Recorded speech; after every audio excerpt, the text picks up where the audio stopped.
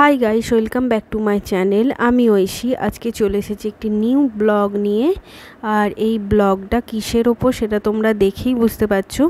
এটা হচ্ছে জন্মাষ্টমীর ব্লগ। আর আমি তার পরের দিন ছাড়তে পারিনি ব্লগটা আজকে পোস্ট করলাম।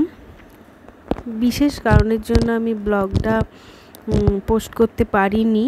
আমার হাজব্যান্ডের খুব শরীর খারাপ হয়ে গিয়েছিল, সেই জন্য। দেখো, যেহেতু জন্মাষ্টমী বলে কথা, তাই গোপালের জন্মদিন, শ্রীকৃষ্ণের অর্থাৎ শ্রীকৃষ্ণের জন্মদিন। দোলে রায় কিশোরী দোলে রাস বিহারী, ঝুলন দোলায় রাধার বংশীধারী। দোলে রায় কিশোর এই জন্মাষ্টমীটা পালন করা হচ্ছে আমার ননদের বাড়িতে। ওদেরই গোপাল আছে, সেই গোপালের জন্মাষ্টমী পালন করা হচ্ছে। আর এইখানে রাধাকৃষ্ণ সাজিয়েছিলাম আমার মেয়েকে আর ননদের ছেলেকে। কেমন লাগছে তোমরা দেখে কমেন্টে জানাবে ওদেরকে। এখানে খুব সুন্দর করে পুজোর আয়োজন করা হয়েছিল, আর পুজোর জায়গাটা খুব সুন্দর করে সাজিয়েছিল। এখানে গোপালকে স্নান করানো হয়ে গেছে, স্নান করিয়ে ওকে নতুন জামা প্যান্ট পরিয়ে সাজানো হচ্ছে।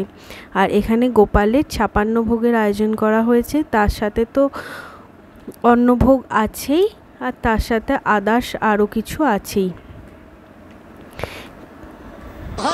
अलबेला मद नैनो वाला, जिसकी दीवानी ब्रिज की हर बाला, वो किसना है, वो किसना है, वो किसना है, वो किसना है, किसना है, जो है अलबेला मद মোটামুটি হয়েই এসেছে। আর লাস্টে এখানে হোমটা হচ্ছে। ব্লগটা আমি আজ এই পর্যন্তই করলাম।